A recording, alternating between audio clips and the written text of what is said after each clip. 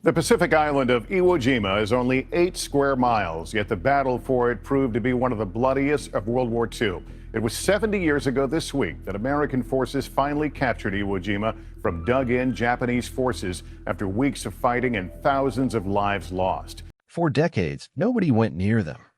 Not because nobody was curious, because nobody dared. Somewhere beneath the black volcanic sand of a tiny Pacific island, a network of tunnels has sat in total darkness since the final months of World War II, packed with unexploded ordnance, collapsed passageways, and, according to nearly every historian who has studied it, human remains that were never recovered. Now, slowly and carefully, recovery teams are cutting back into that darkness. What they're finding is rewriting parts of one of the most brutal battles in American military history, and reopening a mystery involving one of the most famous images of the 20th century. This is the story of the tunnels under Iwo Jima. To understand why this island is honeycombed with tunnels in the first place, you have to go back to the summer of 1944, when Japanese Lieutenant General Tadamaki Kurabayashi took command of the island's defense. Kurabayashi was not a typical wartime commander. He had traveled through the United States years earlier, had toured American factories, and understood something most of his fellow officers refused to accept. Japan could not outproduce or outgun the United States in a conventional battle. There would be no matching the number of ships, planes, or artillery shells the Americans could throw at a beach. So Kurabayashi made an unusual decision. Instead of concentrating his forces along the shoreline where they'd be exposed to naval bombardment, he ordered his men underground. Iwo Jima is volcanic, riddled with natural fissures and steam vents, and Kurabayashi decided to turn the island itself into a fortress. He ordered his soldiers to dig. What followed was one of the most grueling engineering efforts of the entire war. The rock was hard, hot, and laced with sulfur. In the deepest sections, temperatures reportedly climbed past 90 degrees Fahrenheit, and men could only work in short shifts before the heat and fumes overwhelmed them. Soldiers dug with pickaxes, shovels, and when tools broke, their bare hands. Many wrote in letters and diaries about the soles of their boots, wearing through from the heat of the rock beneath them. By the time American forces landed in February 1945, the Japanese defenders had carved out a staggering network, by some estimates more than 10 miles of interconnected tunnels, bunkers, and chambers. There were command posts, field hospitals, sleeping quarters, ammunition stores, and firing positions linked by narrow crawl spaces. Some corridors were barely wide enough for a man to squeeze through on his stomach. Others were tall enough to roll an artillery piece in, fire, and retreat before American spotters could pinpoint the muzzle flash. This underground fortress is the reason Iwo Jima became one of the costliest battles in Marine Corps history. Kurabayashi's strategy denied the Marines an enemy they could see. Positions that looked abandoned on the surface were often connected to firing points hundreds of yards away. Marines described watching friends fall to gunfire without ever spotting a single Japanese soldier. The ground itself seemed to be doing the killing. Inside the tunnels, life bore almost no resemblance to a normal military posting.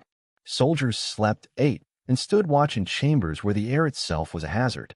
Ventilation was minimal, and in the deepest sections, sulfur fumes seeping up from the volcanic bedrock made every breath a chore. Food and water had to be rationed carefully, since resupply from the surface became more difficult once American forces controlled the beaches. Rice, dried fish, and whatever could be stockpiled before the invasion made up most of what the defenders had to survive on, and by the later weeks of the battle, supplies had dwindled dangerously low. Medical care, where it existed at all, was primitive, consisting of field hospitals carved into the rock with little more than basic surgical tools, no reliable way to sterilize equipment, and a steady stream of wounded men with nowhere else to go. What made the network especially lethal for attacking Marines was its redundancy. Kurabayashi's engineers had designed many chambers with multiple entrances and exits, meaning a position that appeared to be cleared could be reoccupied within hours through a connecting passage American troops didn't know existed. Some tunnels were deliberately built with sharp turns and false chambers, specifically to slow down and disorient anyone who managed to fight their way inside. If a Marine squad did breach a section, defenders sometimes collapsed the passage behind them or funneled smoke through hidden vents to force them back out.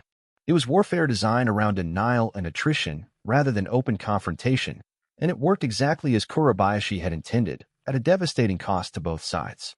The battle for Iwo Jima officially lasted 36 days, from February 19th to March 26th, 1945, and it remains one of the few Pacific battles where American casualties outpaced Japanese ones.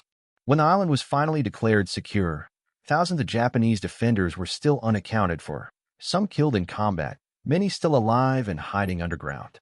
American commanders faced an impossible choice. Sending Marines back into tunnels that had already claimed so many lives was not something they were willing to repeat if it could be avoided. In numerous sections of the island, engineers instead sealed tunnel entrances with explosives and bulldozed earth, closing off passages rather than clearing them room by room. In effect, entire sections of the underground fortress were entombed, along with anyone and anything still inside. That decision is central to why, 80 years later, there are still tunnels beneath Iwo Jima that no living person has entered. The task of clearing the tunnels that could be accessed fell to specialized units, including soldiers from the Army's 147th Infantry Regiment, who were left on the island for mop-up operations long after the formal battle ended. These men picked up a nickname that apparently followed them for the rest of their lives. Some accounts call them the Cave Flushers, or simply the Cavemen. A grim nod to the work they did crawling into pitch-black tunnels with little more than a flashlight and a sidearm. What they encountered was a slow-motion nightmare. Japanese holdouts, malnourished and desperate, were still armed and still dangerous. Some booby-trapped their own tunnels with tripwires connected to grenades. The air in the deepest sections was so thin and sulfur-laden that open flames struggled to stay lit, and battery-powered lights reportedly drained faster than normal because of the corrosive atmosphere. Soldiers who did this work rarely spoke about it afterward. It wasn't the kind of thing you brought up at the dinner table. The psychological toll of this kind of combat is hard to overstate. Clearing a tunnel meant advancing into total darkness, one careful step at a time, never knowing whether the next chamber held an empty room or a starving, desperate man with nothing left to lose. Silence itself became something to fear, since it often meant someone ahead had heard you coming and was waiting. Veterans who took part in these mop-up operations frequently described the experience in oral history interviews decades later as being unlike anything else they encountered during the war, a kind of fighting with no front line, no clear objective beyond survival, and no way to know when it would actually end. And in a strange way, this chapter of the island's history didn't end when the official record says it did. Perhaps the most remarkable detail of this post-war chapter is how long it lasted. Japan formally surrendered in September 1945, but not every soldier on Iwo Jima believed it. Cut off from any communication and convinced that news of surrender was an American fabrication meant to lure them out, some holdouts kept hiding, kept scavenging, and kept waiting for orders from a command structure that no longer existed. The last confirmed holdouts on the island did not surrender until 1949, 4 years after the war had already ended, after atomic bombs had already fallen, after the world had already moved on. When they finally emerged, they had no idea Hiroshima and Nagasaki had happened. They didn't know Japan had lost. They had simply been living in the dark, waiting. If that detail alone raises a chilling question, it's this one. If it took 4 years to find the last 2 men who wanted to be found eventually, how many others simply stayed down there forever? Fast forward to the 1980s. Decades had passed, the war generation was aging, and Japan's government, working through organizations dedicated to recovering and repatriating the remains of fallen soldiers, began coordinating more systematic recovery missions on Iwo Jima, often working alongside American military personnel and later the U.S. Defense WWII accounting agency. Engineers and forensic teams began cutting back into sealed sections of the tunnel network, chamber by chamber. What they found inside surprised even seasoned investigators. Iwo Jima's volcanic environment, hot, dry, sulfur-rich, low in oxygen, turned out to be an unusually effective natural preservative. Instead of finding only skeletal remains, recovery teams in multiple sealed chambers discovered partially mummified bodies. Soldiers were found still seated at makeshift desks. Others were found lying in bunks, as though they had simply drifted off and never woken. Skin had darkened and leathered over the decades, but uniforms, personal effects, and even facial features in some cases remained recognizable. In one frequently cited account, researchers recovered a small personal photograph tucked inside a soldier's uniform, a young woman holding an infant. The image had been sealed away from air and light for decades, protecting it well enough that facial features were still clear. Painstaking archival work eventually connected that photograph to a family in Japan, giving one elderly widow, after a lifetime of not knowing, a long-delayed answer about her husband's fate. Other chambers yielded smaller, quieter details that nonetheless stopped recovery workers in their tracks. Personal items were sometimes found exactly where their owners had left them decades earlier. A canteen still capped, A pair of glasses folded neatly on a ledge, a half-used notebook with handwriting that trailed off mid-sentence. None of it had been disturbed in the intervening decades, because nobody and nothing had been down there to disturb it. It's an unusual kind of time capsule, not curated or preserved intentionally, but simply abandoned in place at the exact moment the seal went up and left completely untouched by the passage of 80 years.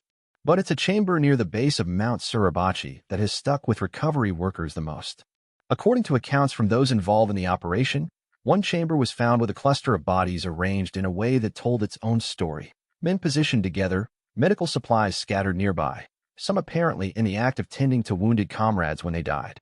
The physical evidence suggested these men had not died in active combat, but had made a final, collective decision once it became clear no rescue was coming. What haunted the recovery teams most, by their own descriptions, wasn't the bodies. It was the walls. In chamber after chamber, soldiers had used knife tips, bayonets, and rifle butts to carve final messages into the soft volcanic stone. Farewells to mothers, apologies to wives, a few defiant and proud, many simply sad. None of those messages were ever sent. They sat in the dark for decades, waiting for someone to read them. It's the kind of detail that turns a wartime statistic into something unmistakably human. The recovery effort has never been without danger. Decades of heat and sulfur exposure rotted the original wooden support beams the Japanese engineers installed, leaving many tunnel sections partially collapsed and unstable. Complicating things further, large quantities of unexploded ordnance remained scattered throughout the network, artillery shells, grenades, and mortar rounds that, instead of becoming safer with age, often become more chemically unstable and more sensitive to shock. For that reason, modern recovery teams increasingly rely on small reconnaissance drones equipped with thermal cameras, sending them ahead of any human explorer to scout air quality, structural stability, and grimly to check for remains before anyone crawls in behind them. Even with all of that technology, workers involved in these operations have described a persistent unease that has nothing to do with physics. There is something about descending into a space that has been sealed with the dead for 80 years that no amount of modern equipment fully prepares you for. Among the names tied to Iwo Jima's unresolved tunnels, one is particular historical weight: Sergeant William Janost, a Marine combat cinematographer from Minnesota. Most people have never heard his name, but almost everyone has seen his work. On February 23, 1945, Janost was standing just a few feet from Associated Press photographer Joe Rosenthal atop Mount Suribachi when both men captured the same moment from slightly different angles, the raising of the second American flag on the summit. Rosenthal's still photograph would go on to win a Pulitzer Prize and become arguably the most reproduced photograph in American history, later serving as the model for the Marine Corps War Memorial in Arlington. Janost's color motion picture footage of that same instant ran in newsreels across the country, giving Americans back home their first moving images of the moment. Just over a week after filming that iconic scene on March 4, 1945, Janost volunteered to assist a Marine squad clearing a Japanese tunnel position on Hill 362A. As a combat photographer, he wasn't required to take part in frontline tunnel clearing operations, but by that point in the campaign, he had reportedly been helping out however he could, including using his flashlight to help illuminate targets for riflemen working through the caves. According to squad accounts from that day, Janost entered the tunnel, switched on his light, and was almost immediately hit by gunfire from a Japanese position the unit hadn't detected. The squad tried to reach him but was driven back by heavy fire from deeper inside the tunnel. As night fell and the position remained too dangerous to assault again, engineers ultimately sealed the tunnel entrance with explosives to neutralize it, a decision made under combat conditions, with Janost's body still inside. He has never been recovered. The man whose footage helped define how an entire generation of Americans visualized victory in the Pacific has no grave. The Defense POWIMIA accounting agency has listed Iwo Jima's tunnel network, including sites on Hill 362A, as an active area of interest in ongoing recovery efforts, using ground-penetrating radar and drone surveys to narrow down likely locations. Despite decades of searching and small memorial marker placed near the suspected site, his exact resting place remains unknown. His case is a stark illustration of what makes Iwo Jima's tunnels different from an ordinary archaeological site. This is an ancient history behind glass.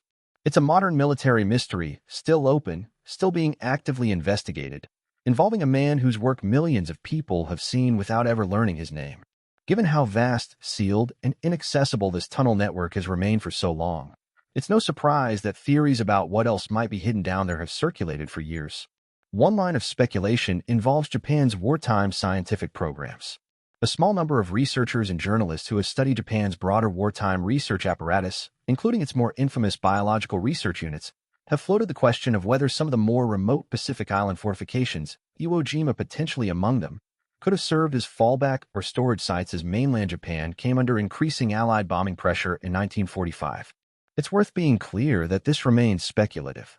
Mainstream military historians, including specialists who study Japan's wartime defense infrastructure, generally push back on this theory, pointing out that Iwo Jima's tunnel construction timeline and layout are consistent with a defensive fortress, not a research facility, and that no physical evidence of laboratory equipment has ever surfaced during any recovery operation.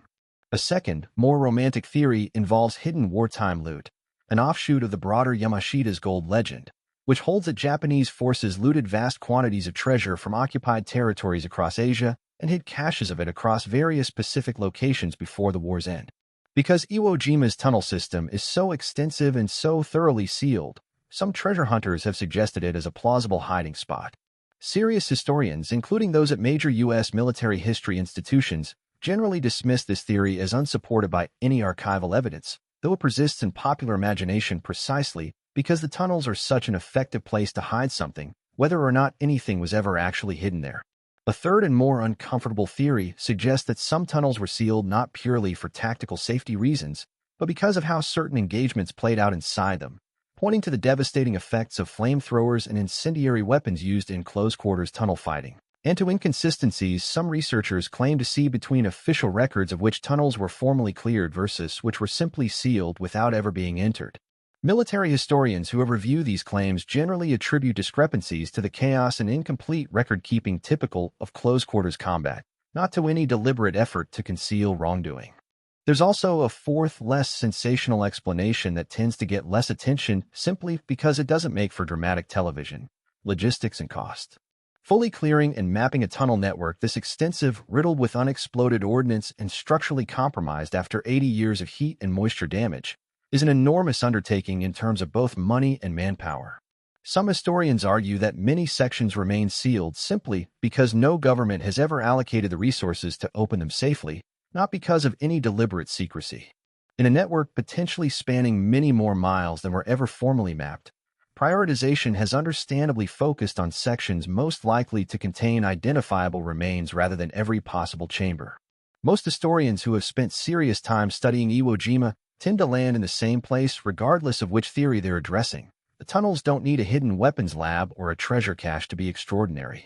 The reality of what happened there: soldiers ordered to hold an impossible position until death, families waiting 80 years for answers, a combat photographer entombed by the same explosives meant to protect his fellow Marines, is dramatic enough without embellishment. Sometimes the truth doesn't need conspiracy to be unsettling. It just needs to be fully told. Visit Iwo Jima today, and on the surface, you'd have almost no idea what lies beneath. Vegetation has crept back over sections of the black volcanic sand. Steam still rises lazily in places where the volcanic vents remain active. Wildlife has returned to parts of the island. From a distance, it looks almost tranquil. But underground, the tunnel network, now estimated by some researchers to be even more extensive than originally believed, as new construction projects on the island continue to uncover previously unmapped branches, remains largely sealed, still holding remains, still holding personal effects, still holding messages that were carved into stone but never delivered. Japanese recovery organizations have stated publicly that they intend to continue searching until every missing soldier is accounted for, a process officials acknowledge could realistically take decades more, given how much of the network remains unexplored or too structurally unstable to enter safely. It's worth pausing on what these operations actually mean in human terms rather than statistics.